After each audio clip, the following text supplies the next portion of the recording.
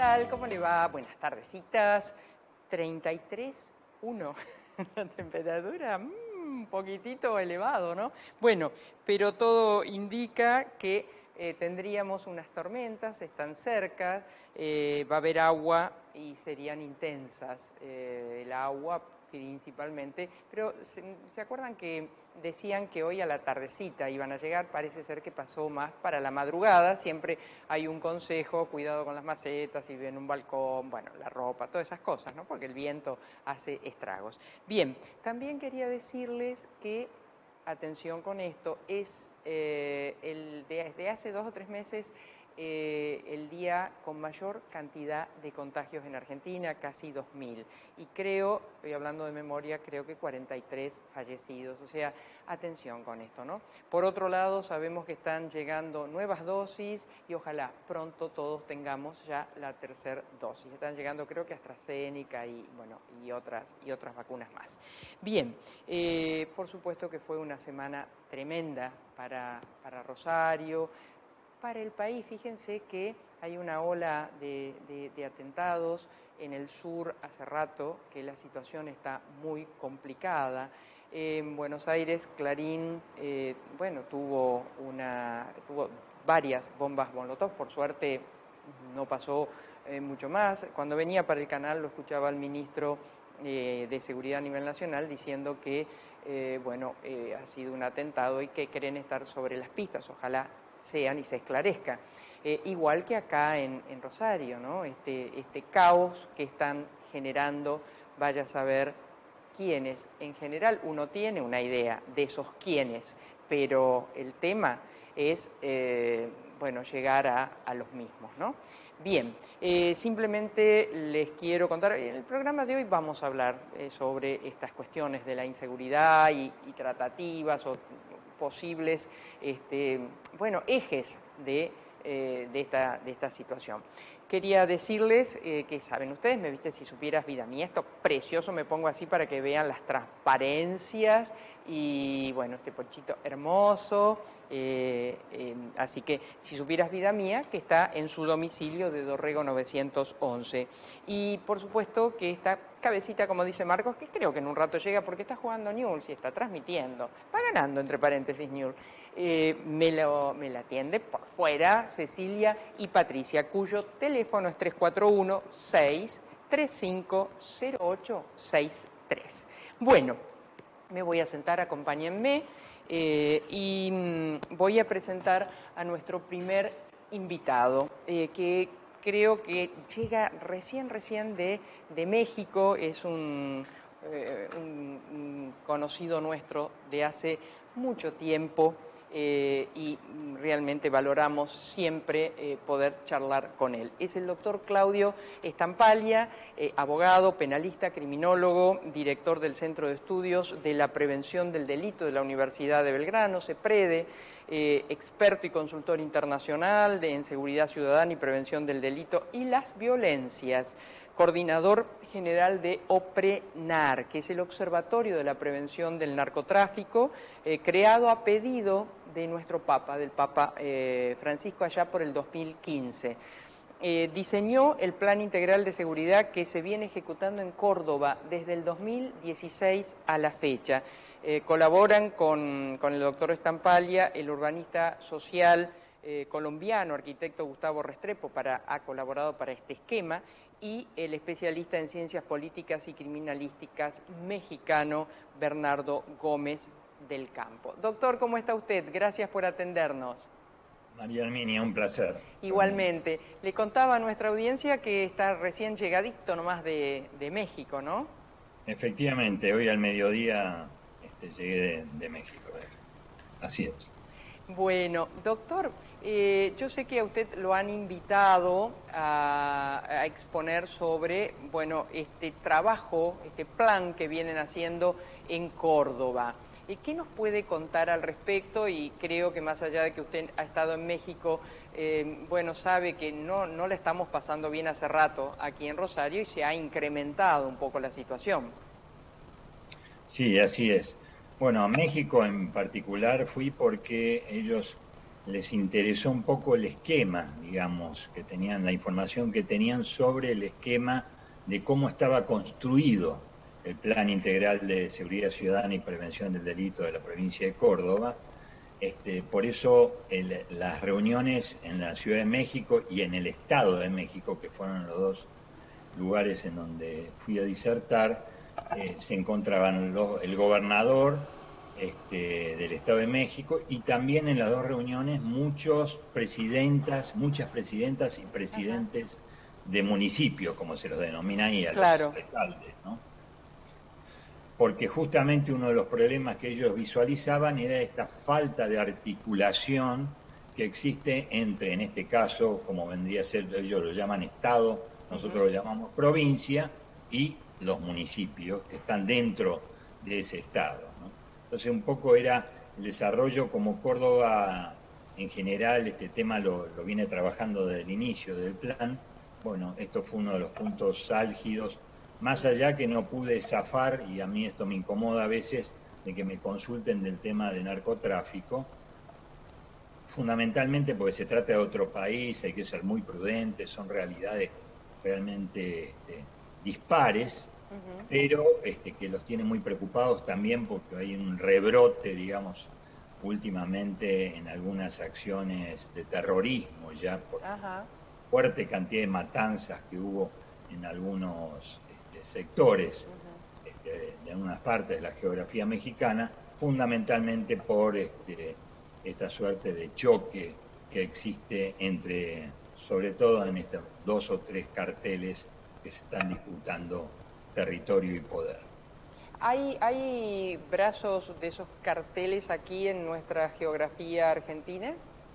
Bueno, no hay una evidencia científica en este sentido. Sí se ha detenido hace 2 o 3 años algún narcotraficante bastante importante, sobre todo de Colombia. De México hubo una sola detención y hubo 2 o 3, digamos, personajes un poco más importantes de Colombia. Esto es lo que muestra la evidencia hasta este momento en el país, ¿no? Lo cual no quiere decir que cuando ya se introduce algún tipo en la actividad delictiva del narcotráfico, algún tipo de esquema de organización, obviamente detrás de eso debería estar, así lo muestra un poco la experiencia, algún personaje siniestro de esto. Doctor, ¿cómo viene, primero, en qué estado estaba Córdoba cuando fue invitado usted a desarrollar este plan? Sí, Córdoba estaba, digamos, dentro de todo no estaba tan mal, si uno la analiza dentro del contexto nacional. Tenía una tasa de homicidios cada 100.000 habitantes más o menos en un promedio nacional, hoy está en un 60% menos que el promedio nacional, y lo que sí tenía había una falta de credibilidad muy fuerte sobre la fuerza policial por entonces, porque ustedes recordarán que fue la huelga policial con todo el perjuicio que trajo, y bueno, fue realmente un impacto político y social muy fuerte en la provincia, y era necesario un poco de vuelta volver a que la sociedad crea en su institución policial, y eso dio pie fundamentalmente a que justamente Bernardo Gómez del Campo, junto con otros expertos de la propia provincia de Córdoba, él venía de México, es el experto más importante de la región en materia sobre todo de policía de proximidad, fundó, porque lo creó desde cero, esta policía barrial, que es una policía de proximidad que a esta altura tiene, digamos, mucho impacto dentro de la región, porque ha sido muy bien concebida, seleccionada, y le diría que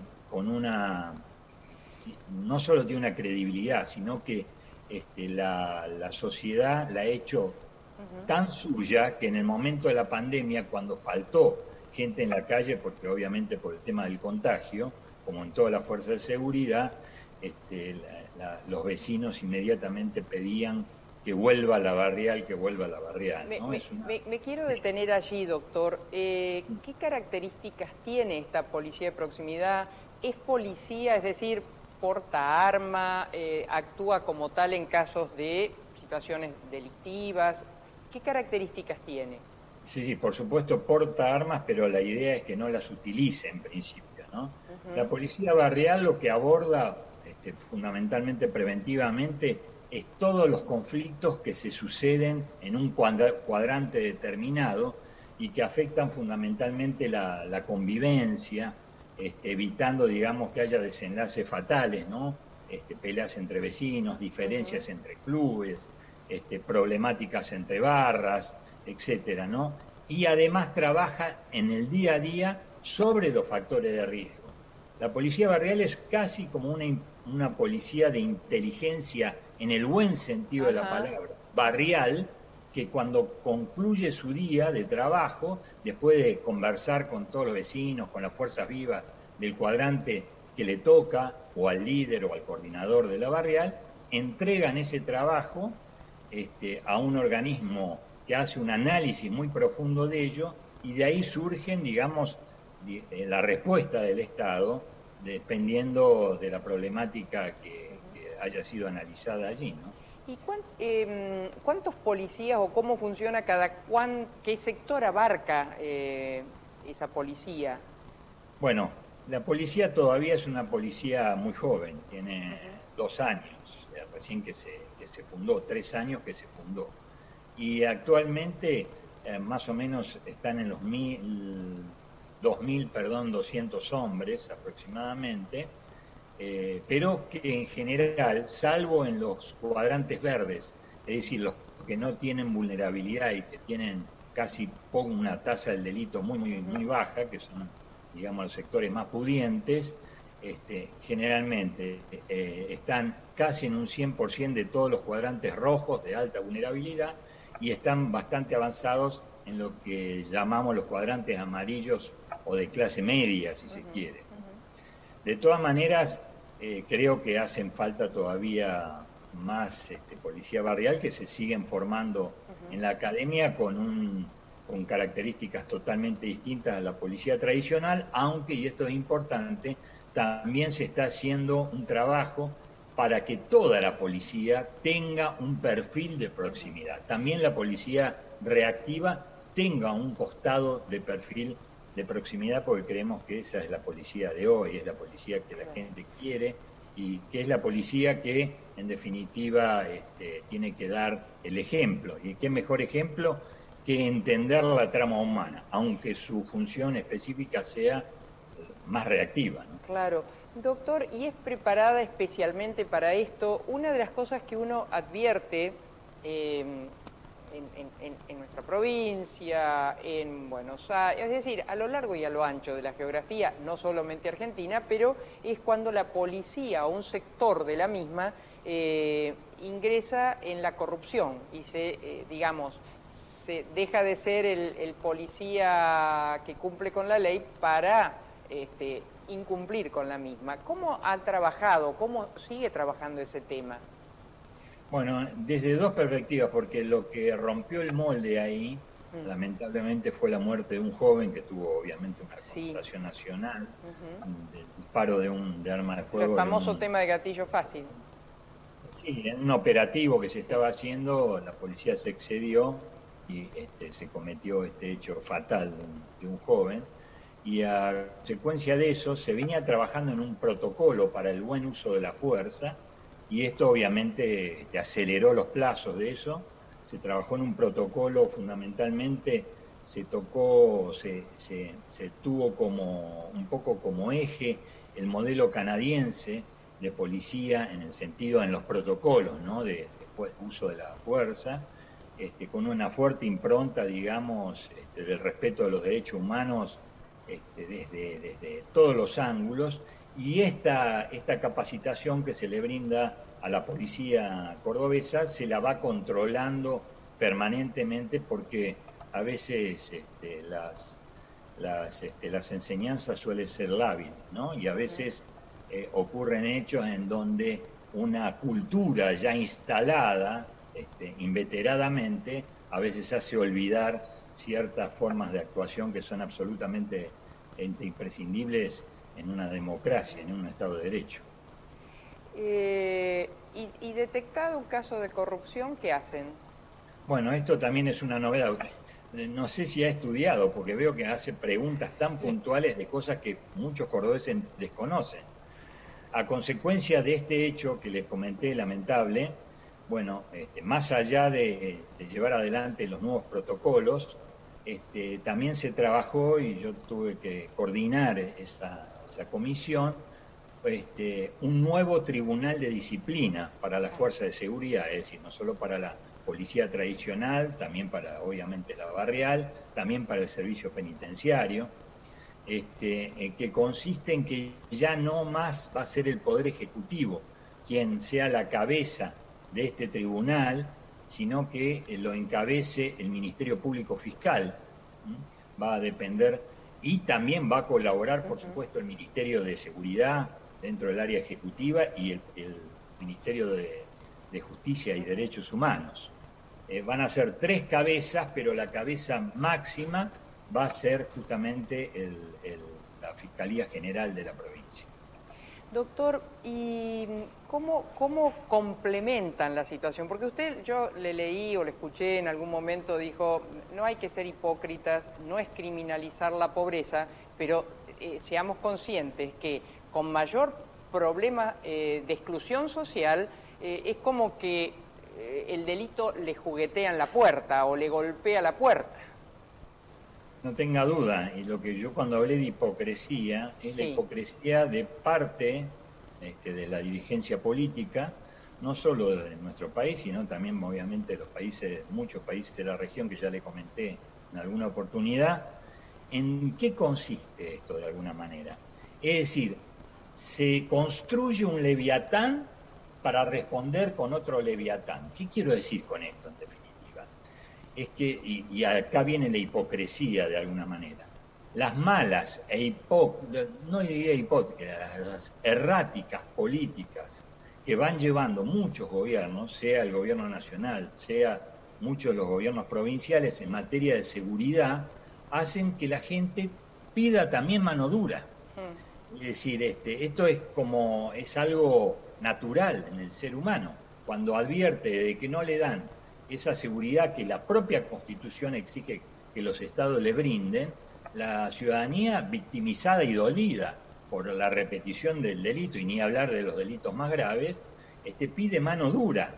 Es decir, pero descree de la mano dura. Cuando usted le pregunta qué piensa de la institución policial o de la justicia o del servicio penitenciario, la opinión generalizada es mala de las instituciones, cosa que no es muy buena para ninguna democracia. Pero esto es la verdad, tenemos que hablar con la verdad. Entonces, ¿qué hacen ciertas dirigencias políticas? Siguen echando arriba de la mesa el mismo discurso, obviamente fracasado, con un 97% de impunidad. En el país existe un 97% de impunidad de los delitos que se cometen. Solo un 3% llega a juicio y a una condena final. Es decir, obviamente... Y después de muchos años, Sí, efectivamente.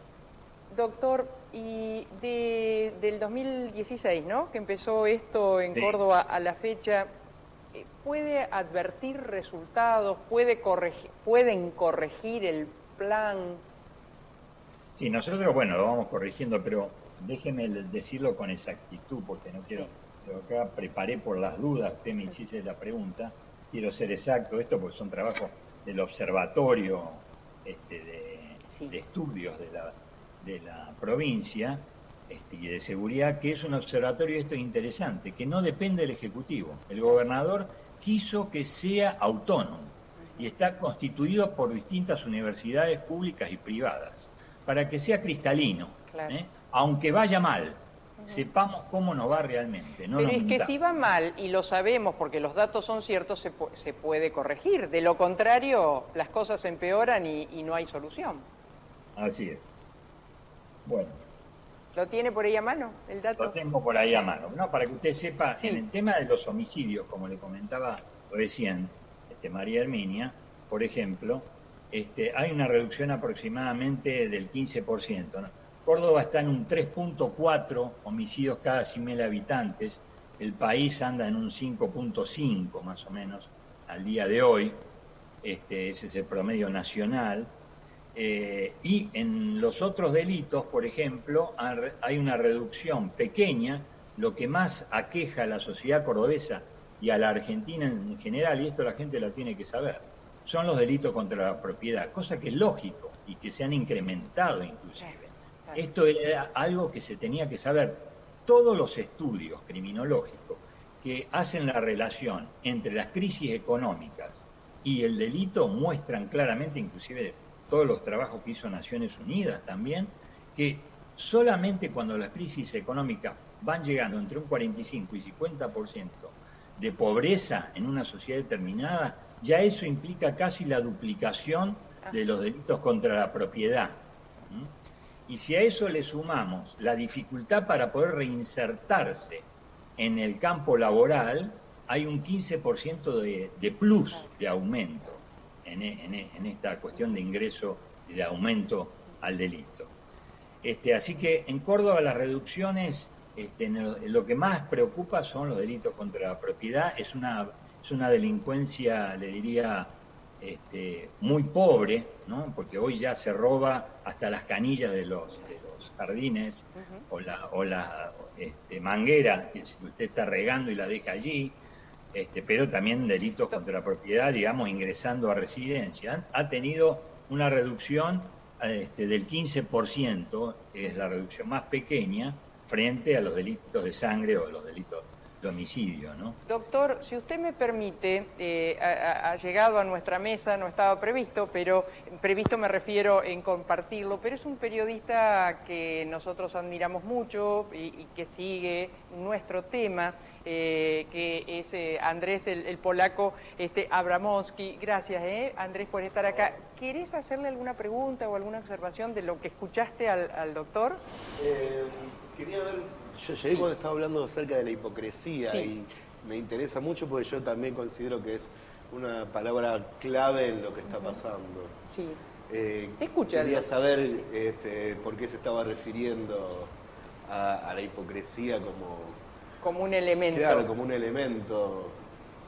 Y porque mucho gusto. Mucho gusto, sí. Placer. Justamente por esto, porque en definitiva se hacen discursos y se construyen políticas que ya vienen fracasando, han fracasado inveteradamente, y se quiere instalar estas políticas nuevamente como que fuese la panacea, sabiendo que esto, como le decía, es un círculo justamente no virtuoso, y la gente se siente absolutamente abandonada, digamos, parte de la gente que se siente que el Estado no responde a esto, lo único que conoce es eso. Es decir, no hay ningún Estado, digamos, o muy pocos Estados que han tenido la inteligencia y la sabiduría de explicarle a su gente por qué las políticas y las estrategias de prevención son más exitosas aún cuando puedan tardar un poquito más, cuando sean, como dijo María Herminia, de mediano plazo o de largo plazo. Esto la sociedad cordobesa de alguna manera lo viene entendiendo. Es decir, si usted va a aquellos lugares donde hay consejos barriales, es impresionante lo que se ve ahí en este sentido. Cuando comenzó todo esto, cuando uno se paraba frente a los miembros, a los consejeros, representantes de todo ese cuadrante, uno veía claramente cómo algunos tenían una visión, digamos, más abierta a lo social, cuando hablábamos de seguridad, y había mucha gente que tenía casi una reacción hasta fascista, le diría, ¿no? Hay que matar a todos y demás. Si usted ve después del trabajo, no del gobierno, de ninguna manera, sino de la propia sociedad, que han ido construyendo entre ellos, en los debates entre ellos. Hoy en los consejos barriales de Córdoba, muy poca gente le va a decir que lo que se necesitan es mucho más policías o mano dura y demás, sino que tienen una concepción amplia, integral de la seguridad, equilibrada, porque de ninguna manera yo jamás voy a divorciarme, digamos, de que no existe el sistema penal.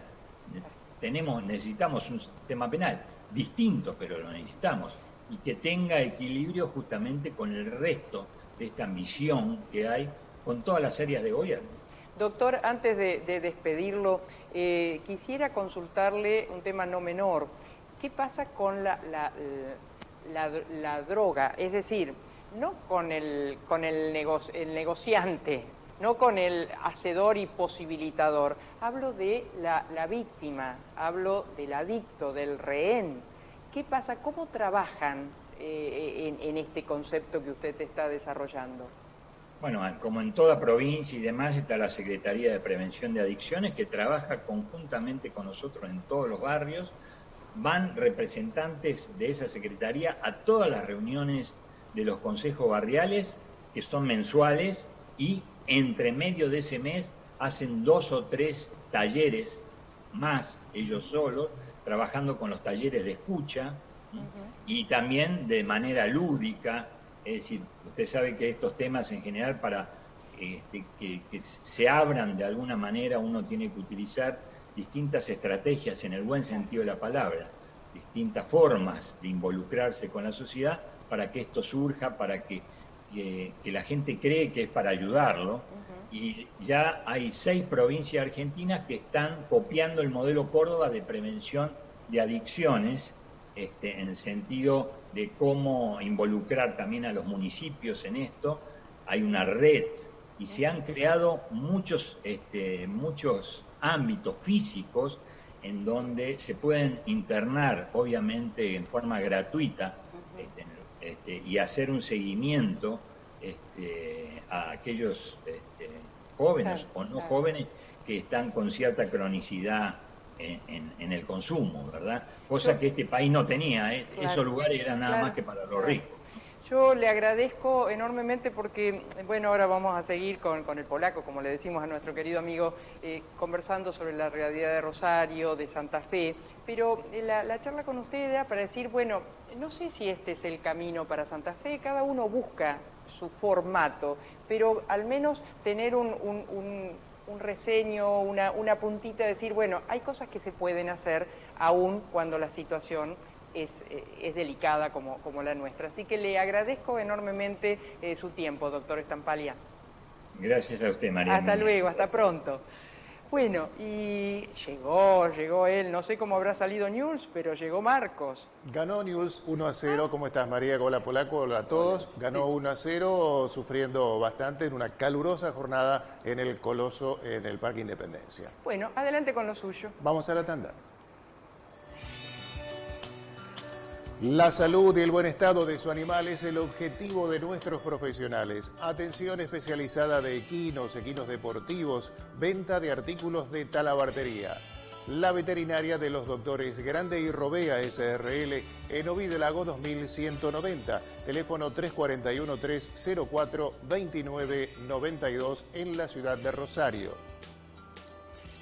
Sindicato Obrero de Estaciones de Servicios, Garajes, Playas y Lavaderos Automáticos de la provincia de Santa Fe, por la dignidad y superación del trabajador, contra la explotación y la inequidad distributiva, Riobamba 1075 Rosario. Sindicato del Personal Embarcado de Dragado y Balizamiento, por la unión de los trabajadores portuarios, marítimos y navales, una sola voz en los puertos. Joyería España, las marcas más destacadas, Joyería España, siempre un paso adelante. Joyería España, España y Ceballos, teléfono 448-8413. La educación es un compromiso de todos. UDA, Unión Docentes Argentinos, Seccional Santa Fe. UDA en Rosario, Ovidio Lagos 2663. Estudio de grabación HID para solistas y grupos profesionales y amateurs. Pistas para los cantantes. Las pistas las hace el amigo Eduardo Pedruelo. Estudio de grabación HID. Su WhatsApp 341-641-8000 en la ciudad de Rosario. Clínica de Estética Propiel. Dermatología y Medicina Estética. Propiel de la doctora María Inés Ramírez. Está en Salta 1995. Su WhatsApp 341-261-2703. La doctora María Inés Ramírez La responsable no de esta cara, sino la de nuestra conductora María Herminia Verán que hace milagros. Milagros, milagros. Propiel.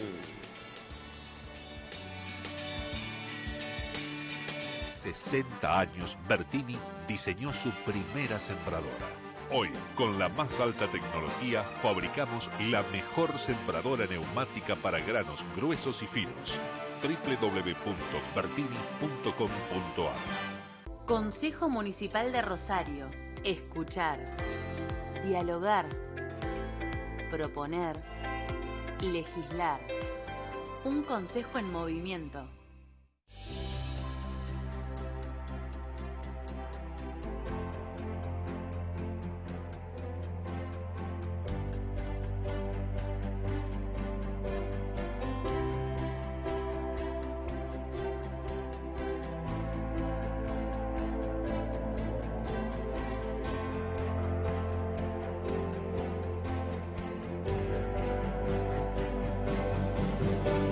Tenemos un plan y lo estamos cumpliendo. Volver a Rosario. Municipalidad de Rosario. Sport 78. Somos un sentimiento. Nunca pudimos parar. Vamos, que vamos al mismo lugar. Para eso que querés cambiar, estás necesitando un préstamo personal del Banco Municipal. Es fácil y rápido de sacar y te otorgamos hasta 5 millones de pesos. Solicítalo en nuestras sucursales o en bmros.com.ar. El tango y sus avenidas. Milonga sentimental. El tango y sus calles, todas transitadas sin atajos ni barreras. Como ninguna. Grupo Contrastango. Tangos, valses y milongas que fueron y serán. Soy solo un pájaro perdido. Visite nuestra página web contrastango.com.ar. Contrataciones 341-6-1879-93.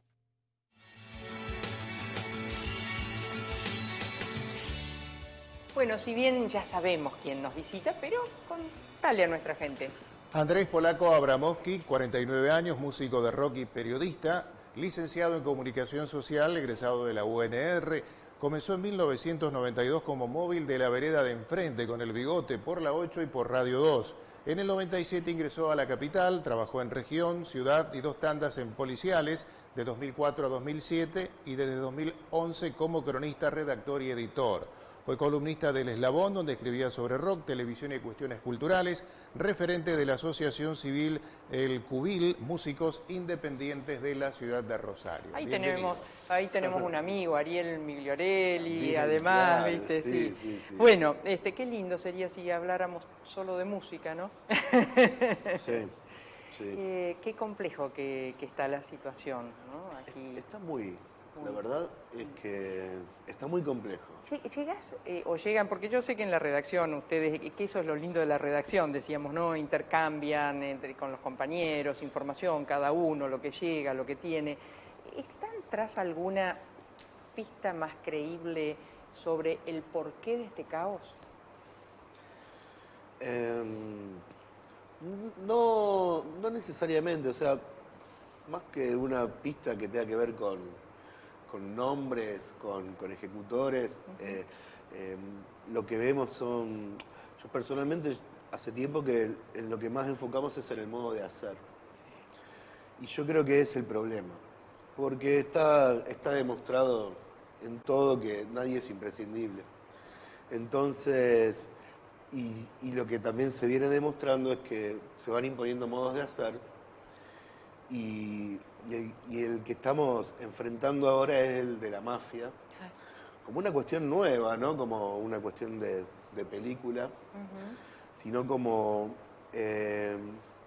algo que tiene que ver también con el siglo XXI, o sea, por ahí los que somos más análogos no estamos acostumbrados a que todo se haga con una app, claro. Pero esto de que con la mafia no se jode, ya hemos visto que es como una app de procedimiento para llegar a determinado objetivo.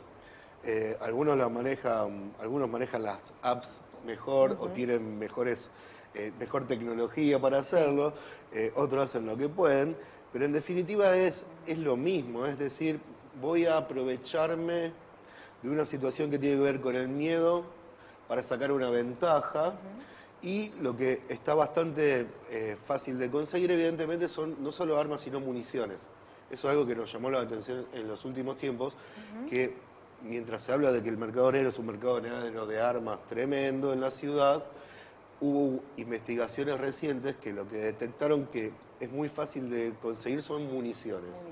Porque legalmente hay personas que pueden obtener o incluso truchar algunas licencias y que con un arma se pueden acceder a muchas municiones. Entonces eso también explica algo que...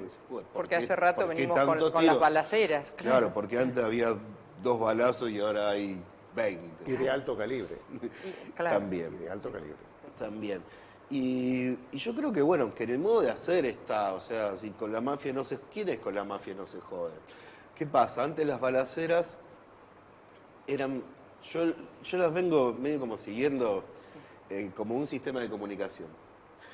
Antes una balacera era un emisor de un mensaje, el receptor recibía los tiros frente a su casa o el auto y sabía de qué se trataba. Generalmente eran cuestiones que tenían que ver con cuestiones de Lampa, no se denunciaban y estaba claro que había un reclamo que se estaba realizando violentamente.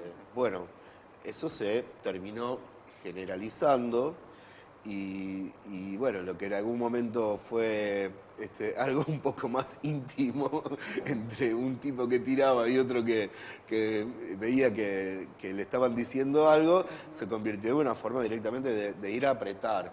Claro. Lo que pasó con la pandemia es que, como todas las actividades, bajó la rentabilidad del narcomenudeo. Y hubo que apelar a otra cosa, ¿no? Abrir el negocio. Y se abrió el negocio y lo que también está claro, ya hubo condenas incluso en ese sentido, y a muchas organizaciones es el apriete. Claro. El apriete, por lo que sea, ¿no? Incluso uno podría pensar en algunas balaceras, si hacemos así analogías, yo creo que hay que ver todo esto como un negocio. Dejando un poco de lado, ¿no? Porque es lo que hacen. Ellos dejan de lado los daños colaterales que puede tener esto, que es una persona herida o una persona muerta. Y uno puede decir, uy, eso es una muestra, ¿viste? Cuando te da una muestra gratis de algo, bueno, son 10 tiros, fíjate si la próxima vez... Están operando así, como si hubiera incluso hasta muestras gratis. O sea, es bastante perverso. Claro. no es nada... Claro. No, se piensa solamente en el negocio. Y bueno, yo también suelo ver esto, es una forma de abordar los negocios que no le hace asco a nada. Ni siquiera, o sea, es como cuando desde lo legal se arrasa con todo, no sé, con todo un bosque. Eso también le hace mal a la sociedad, le hace mal al planeta incluso. Y bueno, de esta manera hay estos negocios. Polaco, ¿podrá ser que en Rosario se siente mucho más esta situación porque en realidad no hay un solo jefe, me parece que hay un parcito de jefes, están en general presos, vaya a saber, pero pareciera que los jefes están presos. Entonces en la calle, bueno, habrá quienes siguen lo que le indican los jefes y habrá quienes quieren quedarse en el lugar de los jefes. Bueno, acerca de la violencia que genera el narcotráfico, hay mucho escrito que dice que es un problema de mercado, que son problemas, o al menos lo era en un momento, ¿no? Que cuando hay problemas, digamos, cuando el narcotráfico se convierte en algo violento, que es algo que no le conviene a los que están en el negocio, porque eso es lo que empieza a encender alarmas, que dicen, no, paren, una cosa es que vendan eso y otra cosa que empiecen a matar, a matarse, a que haya guerra y a que haya tanta violencia, ¿no? Ahí es donde la política tiene que decir, bueno, vamos a perder las próximas elecciones si esto sigue así, y empieza a ver... Claro, ¿no? todo un replanteo. Un replanteo. Cada uno de su negocio, entre comillas. Y podemos decirlo así, ¿no? Entonces, creo que es importante verlo verlo como un negocio, y en cuanto a qué está pasando con liderazgos o con quienes los disputan, bueno, vuelvo a la forma de hacer, ¿no? Siempre hay alguien que quiere el puesto de otro, en cualquier fábrica o en cualquier oficina también puede pasar. No sé si es el gran problema. Yo creo que lo que estos tiempos están demostrando es una necesidad de replantear cosas, porque es muy evidente que también con lo que decía el doctor, claro, la democracia está en peligro. Porque ¿qué es lo que se está legitimando así como están las cosas? A ver, Polaco, no solamente, o sea, nosotros estamos acá, lo vivimos acá, es nuestro pago chico y por eso lo vivimos en primera persona, pero si miramos lo que viene pasando en el sur, si miramos lo que pasó con Clarín, es decir, es como que hay todo un caos dando vuelta a una generación de un negocio que se hace notar, o no sé. Bueno, está también la violencia, vamos a decir que no, la violencia hoy por hoy no tiene como única fuente la delincuencia. Claro. Y eso me parece un problema que empeora todo. Claro. Porque también me parece que la violencia no es algo que esté surgiendo, vamos a decir, ningún chico nace violento. O sea, creo que hay muchos intereses en que la violencia se vaya metiendo, ¿no?, su cola en la forma en la que se relacionan las personas. Me ha pasado, seguro que le ha pasado a cualquiera, pero por ejemplo de empezar a pelearme en redes sociales con alguien con quien nunca le diría nada así en la cara, pero una cuestión, no sé, hasta de pudor, y encontrarme puteándome con alguien y decir, uy, qué raro, estoy haciendo. Soy yo, pero yo no haría esto, o yo no lo hacía. Y es como que tenemos a mano dispositivos y se van generando nuevos elementos de comunicación que hacen que dos personas que por ahí ni se conocen se traten mal y feo. Sí. Y también se está naturalizando esa forma de relacionarse, ese tipo de vínculos. Me parece que o sea, a mí me gusta ver las fotos de los distintos Zoom que pueda haber, sí. Y cuando sacamos este problema de violencia solo del mundo de la delincuencia, y lo vemos en la sociedad en general, vemos que el problema es desde la sociedad, y cuando hablo de la falta de legitimidad que está teniendo la democracia, lo digo para que empecemos a pensar en salvar la democracia. Obvio. Pasa que salvar la democracia no es dejarla así como está, de esta manera, en la que hay gente que habla de una cosa y gente que habla de otra y no hay ningún punto en contacto, ¿no? Y eso no es solamente la mezquindad que puede haber entre intereses políticos dispares, claro, sino que para colmo se complejiza cuando encontramos generaciones que manejan distintos registros de la realidad. Y eso es lo que está empezando a pasar también. Hay generaciones que no tienen... hay generaciones que se criaron jugando a los videojuegos, sabiendo que era un juego, y nosotros vemos como, pero maté a fulano, maté a mengano. Y uno debería pensar hasta qué punto se constituye... Bueno, hay gente que lo piensa, Sí, yo sí, como obvio, soy periodista, sí, opino un poco de todo, trato de ser muy cauteloso, pero creo que hay cuestiones que no se ponen sobre la mesa, como el vértigo, como lo efímero de las cosas. Pero, Polaco, el juego que fue furor... el de Calamar, la película. Claro, que terminó, arrasando provocando muertes, una gran cantidad de personas que por un juego terminaron, víctimas del propio juego por propia determinación. Sí, eso eran cosas de las redes sociales, claro, de la ballena. Claro, una cosa espantosa.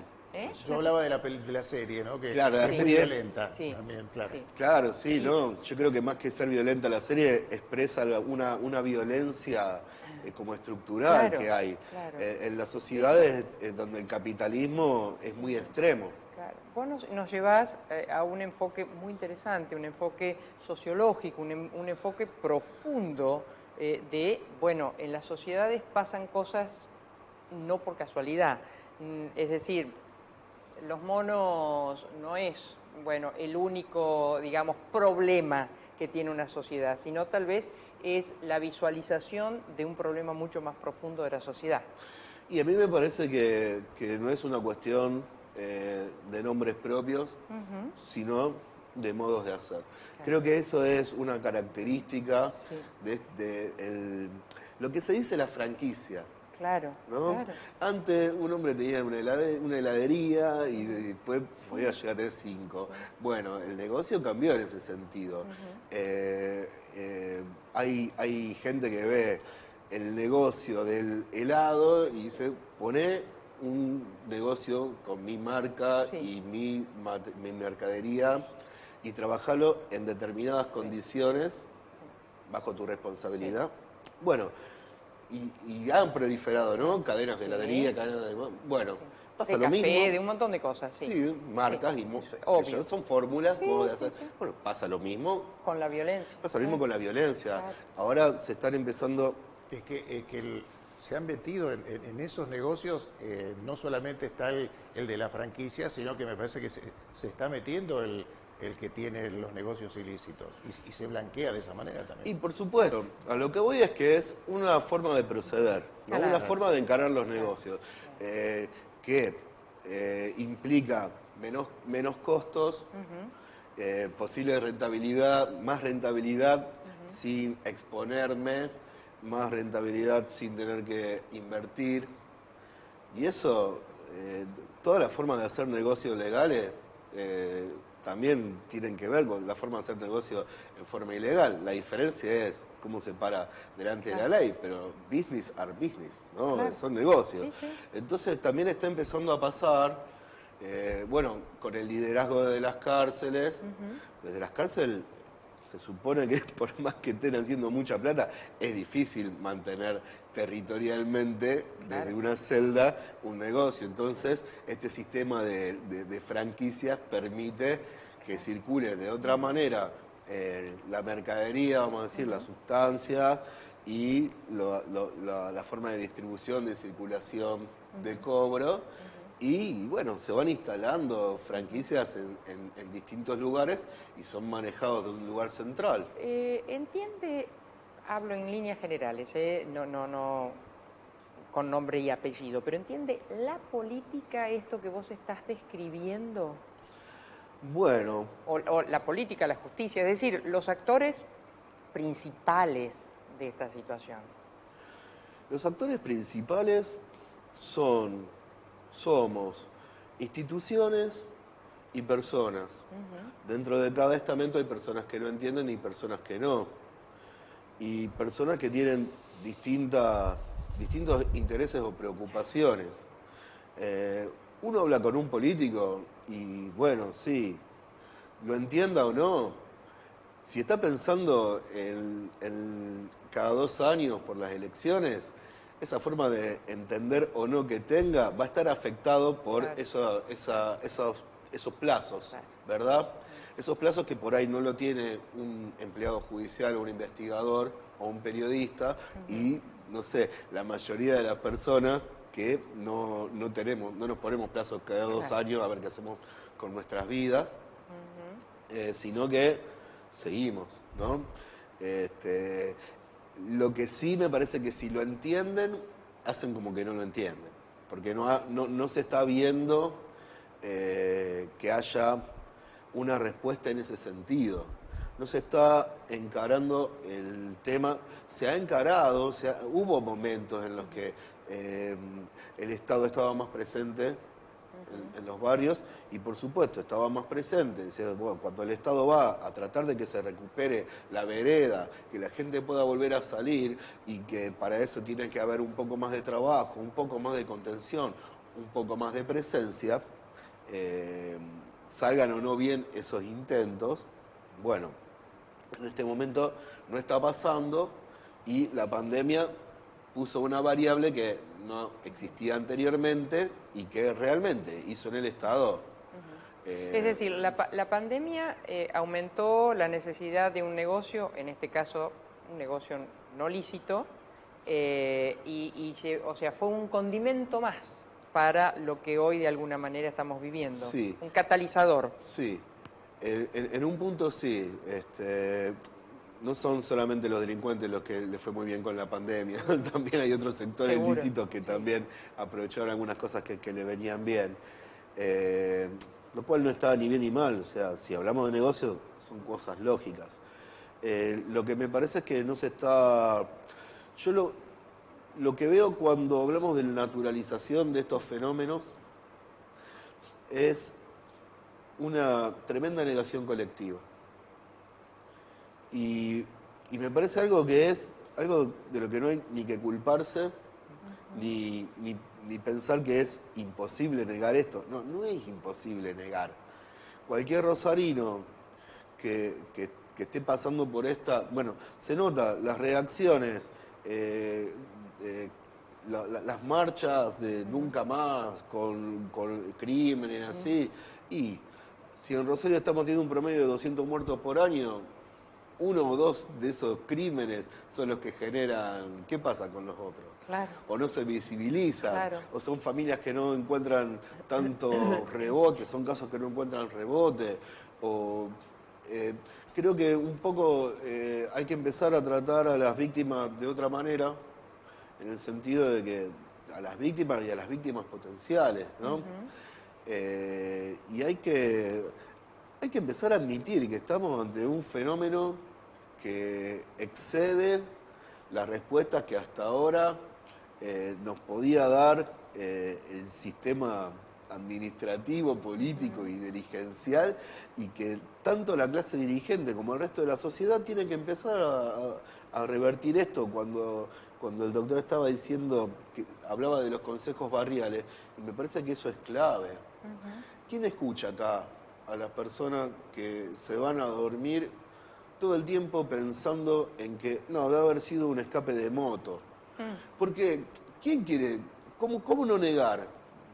¿A quién le gustaría pensar que no? Sí, en mi barrio hay escucho 100 balazos por noche. No. Voy a pensar Me que son caminan los escapes de techos, moto. claro. Tal que No, debe ser un perro arriba del techo. Debe ser... Cuando tiran fuegos artificiales pensamos que son balas también, está la otra parte. Y también está esa parte de qué está pasando. Bueno, Claro. deben ser fuegos artificiales. Claro, sí. ¿Serán balas? No, mejor serán fuegos artificiales. Creo que negar es algo como muy natural. Cualquiera que sepa que tendría que haber ido al médico hace 6 meses y no fue, y debería haber ido, está, bueno, haciéndose el tonto, ¿no? De alguna manera, negando. Y me parece que es lo que está pasando. No es que naturalizamos algo que está mal. Estaríamos en una etapa en donde, ante el hecho, todos tratamos de decir, bueno, pero sí, qué barbaridad, pero todavía lo vemos como ajeno, no como que estamos metidos en este problema, todos, actores sociales, políticos, judiciales, todos, sociedad entera. Sí. Y por otro lado, las recetas conocidas no van. Tendríamos que ver si encontramos otras. Eso sería un poco la síntesis. Hay que buscar otras, hay que pensar en qué ha pasado con lo legal y lo legítimo, en cómo ve el vecino que no tiene de qué comer, qué piensa de una ley que se hace en una legislatura donde se legisla para los demás, pero cuando después se pone la lupa sobre un legislador, la ley no lo alcanza supuestamente. ¿Cómo recibe el vecino eso que no tiene para morfar y que en lugar de salir a robar o matar a alguien, le vende a otra persona algo que esa persona le fue a comprar? ¿Qué es peor? ¿Qué es peor? No tengo para comer. Me dan esto para vender. Eso para vender no es, Eso para vender no es lícito. no es lícito, Claro. ¿no? Pero me permite comer, ¿no? Yo no le robé a nadie, yo no maté a nadie. Y mientras tanto, no sé qué están haciendo los que hacen esas leyes. Eso de una vez se lo puede pensar cualquier persona. Por eso me refiero a legitimidad. Sí. ¿Qué es lo grave? Entonces, lo que va a perder legitimidad es el sistema democrático. Claro. Por ahí es donde vamos a estar al horno, porque ¿qué pasa? ¿Qué pasa? Y bueno, y estamos viendo qué pasa en otros países también, cuando la democracia es como una farsa y nadie quiere salir a salvarla, sino que todos sí, proclaman, pero no para cambiarla. Cerramos como abrimos, ojo con la democracia y todos nos tenemos que poner el overol de la construcción, de la reconstrucción de esto en donde estamos. Sí, me parece que otra cosa clave es dejar de pensar que la política es un servicio de Rappi o dije una marca, de delivery, sí, ¿no? Sí. Un servicio por el cual yo pago impuestos y me tienen que dar por lo que yo pagué. La democracia es algo mucho más intenso, complejo e interesante, ¿no? La democracia somos los que nos juntamos a decidir sobre nuestra vida, no los que tenemos que elegir entre fulano o mengano según qué cara me resulta más cómodo, más. Te dice el jefe material y acá nos dicen cerramos. Ha sido un placer, créeme, un placer. Marquinhos. Muy bien, nos dirigió Alejandro Bofferi junto a Alejandro Ansaldi en las cámaras, el sonido de Nelson Busto y como siempre también el gran trabajo de Liliana Dal Bosco. Bueno, muchísimas gracias y yo creo que les ha servido porque, es decir, no vinimos a contar el relato de esto último que pasó, sino tratamos con el doctor Stampaglia de mostrar algo que están haciendo alguienes y con el polaco encontrarle también una alerta, un sentido, al menos una pregunta. Si hoy usted que está allí se pregunta algo, creo que hemos cumplido con nuestro programa. Hasta luego. El próximo miércoles nos encontramos aquí. Gracias. Gracias.